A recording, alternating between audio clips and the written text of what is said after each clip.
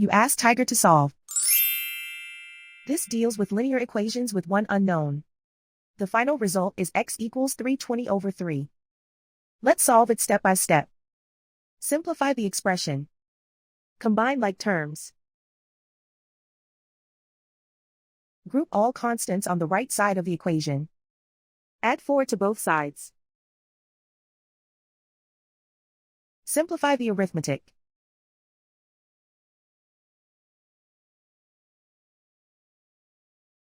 Isolate the x.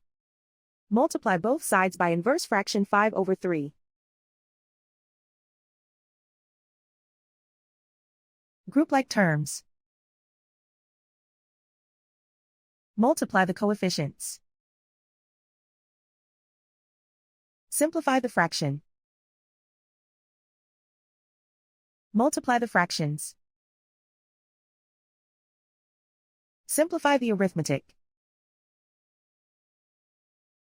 And so the final result is x equals 320/3.